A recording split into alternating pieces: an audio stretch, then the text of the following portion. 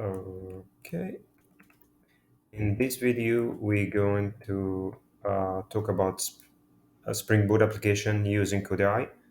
Um, if you're not familiar with Codeyai, Codeyai is a tool that will help you start your project, like just like Spring Initializer, and then it will help you also build up the classes of your project, and also will help you implementing the code using AI tools. So if we click in a new project and then you go here, you choose the type of the project that you want to use, whether it's Maven or Spring Boot. And very soon we will have C Sharp and .NET and React. But as for now, let's just talk about Spring Boot application. So if you click on Spring Boot project, and then you will face a form just like Spring Initializer. You choose your Spring Boot version, and let's say you come here and you choose the web dependency and whatever other dependency you want. So this is where you create, where you choose the dependency, and let's name the package as Codeyai hello AI.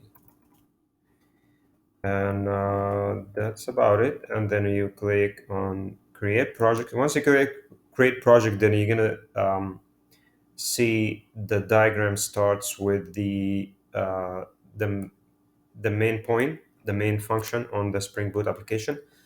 So let's change the name of the class to just application.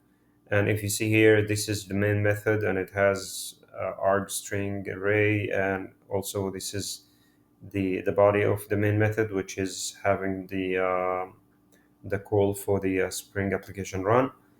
And here we have the icons. Each of them represent a a specific type or a specific class type. Where here is a class, normal class in Java. Here is an interface. This is an inner class, service, and a controller, and so on, and an enum, and so on.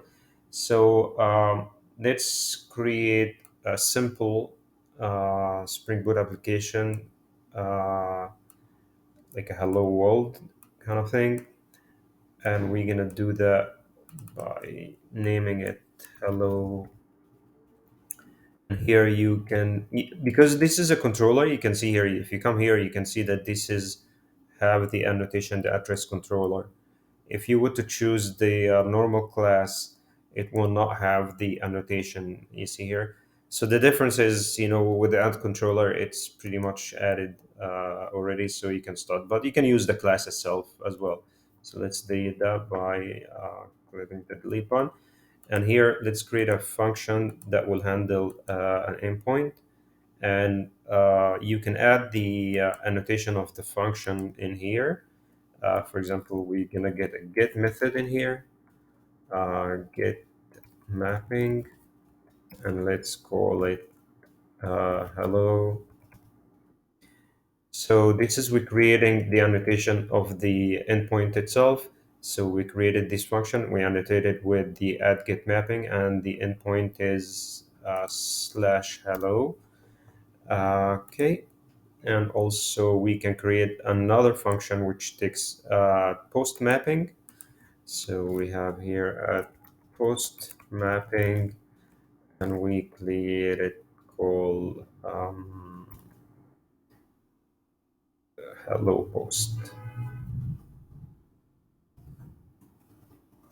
Hello post. And that's pretty much what it is. So for the get, we're gonna say hello return. Let's say return hello from get Codeyai. And we also have to change the return type of the function itself. So here we returning a string, so we have to choose a string. And also we're going to use a string as well here. For this, we added the add post mapping. and let's say at request body, and we call it string hi. And that's about it. So you add here, like you see, as we added the parameters for the function in here, and also the body itself, we're gonna be returning from here, return hello from post Codeyai, and that's pretty much what it is. So this is how easy it is to create a Spring Boot application that have two endpoints. And if you were to create generate code here, then it's going to spin for a while, like for 10-20 seconds, and then it will download the project. Just like a Spring initializer downloaded the project, but the difference is this is actually have the classes rather than having like an empty Spring Boot application. You're going to have all the classes that you implemented in here, and the pseudocode that you added in here, like return hello from Codeyai, it will be converted into real code. So as we've seen that the project has already been downloaded. So if we open up this and where it is, where did it go?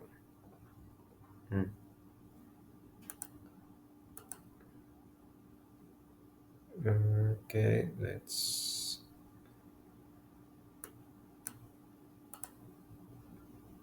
Okay, let's unzip this, extract it, and then we're gonna have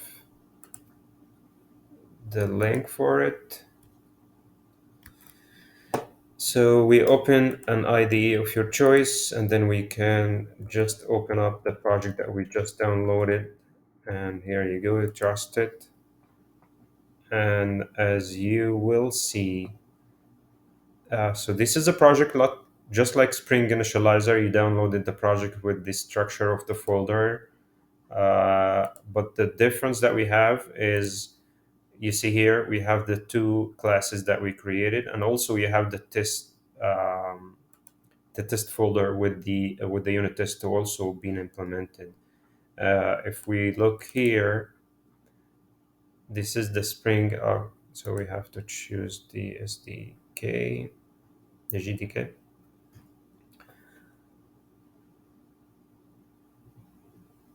Okay, 20. So you see here that this is the Spring Boot application main function, and here, if you look at the hello, you're gonna see that we have two endpoints. One returns hello from get Codeyai, and the other one return hello from post Codeyai, and pretty much what this is what it is. And then for the test function, you can see here that the test the unit test has been also created for you. Um, that's pretty much what it is. So if we were to run this, okay, it's still downloading. Um, so that's the difference, or that's actually how easy it is to create. Okay, there was an error here. So sometimes there will be some errors that you will have to. You see here that the package wasn't added, so you add it to the package, and here, the unit test wasn't added. We just downloaded, added to the class path, and it's pretty much solved the problem. But as for the code itself has been implemented and it's ready to run. So let's run it as a Spring Boot application.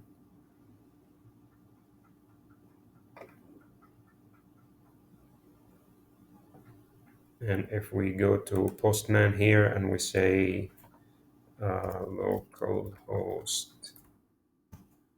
8080 slash hello. So let's see what this happens here. So we get 200 and we get hello from Codeyai. And if we say hello post, And we are expecting a body here that says hi, or let's say hi there. It doesn't matter really, we're not using it, but it's gonna say hello from post in here. Okay, what error is that? Not allowed. Oh, okay, that's should have been post. So we do that and we get hello from post Codeyai. So this is, guys, how simple it is to use Codeyai. And